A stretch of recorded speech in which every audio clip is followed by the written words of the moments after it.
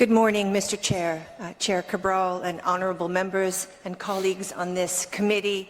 Thank you so much for taking my testimony this morning, Mr. Chair. It is a pleasure to testify before you today in support of S2113, an act establishing Indigenous Peoples Day. I filed this in partnership with Representative Barber, who filed H3292. An act establishing Indigenous Peoples Day would redesignate the second Monday in October as Indigenous Peoples Day. Currently, as the committee knows, the day is named in honor of Christopher Columbus, and Commonwealth law requires that Massachusetts residents commemorate the, quote, memory and of the courage and perseverance and spiritual fervor of Christopher Columbus, discoverer of America, end quote.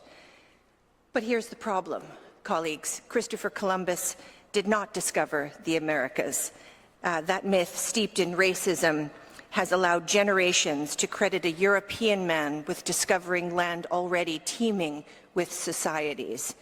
Indigenous communities and tribal nations in the Commonwealth and across the United States call us to act in Massachusetts. It is thanks to their courageous truth-telling that we recognize the legacy of and the brutal and violent acts and colonization in the name of Columbus as not worthy of extraordinary memorialization or celebration.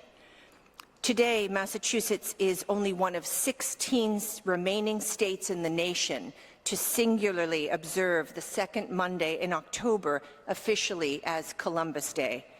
34 states in the nation recognize the day in a different way or not at all, with some, including Alabama, Maine, New Mexico, Vermont, and others, observing Native American or Indigenous Peoples Day in addition to or in replacement of Columbus Day.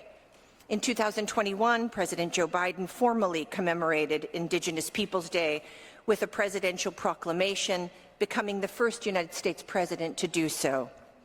In, I believe, an unfortunate setback just over a month ago, President Trump posted on his social media platform that he was, quote, bringing Columbus Day back from the ashes, saying that, quote, Christopher is going to make a major comeback.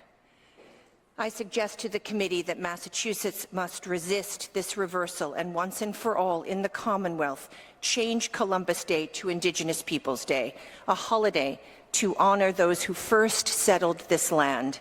This holiday would pay rightful tribute to the contributions of Indigenous people in Massachusetts, past, present, and future. My thanks to the organizers of the Indigenous Legislative Agenda, many of whom are here today, including Indigenous leaders from across Massachusetts who are powering this bill forward. My thanks as well to the Italian Americans in the Commonwealth who have organized around Italian Americans for Indigenous Peoples Day, and whose organizing calls us to act to preserve the month of October as a celebration of the world-changing contributions of Italian Americans while no longer venerating Columbus. And I think this is an important distinction for the committee. We recognize Italian American Heritage Month, and though I'm not Italian, it is really my pleasure to lift up the contributions, important, again, world-changing contributions of Italian Americans in the Commonwealth. I'm only talking about this second Monday of October and the designation as Columbus Day. And again, there is an entire society called Italian Americans for Indigenous Peoples Day. This bill was featured in the recent relaunch of the Indigenous Legislative Agenda, where the Italian Americans for Indigenous Peoples Day spoke, along with other people. I'll make sure, Chair, that you get the recording and the powerful remarks from participants. I'm grateful to this committee for its past support of this legislation, reporting the bill favorably out both of the past two legislative sessions.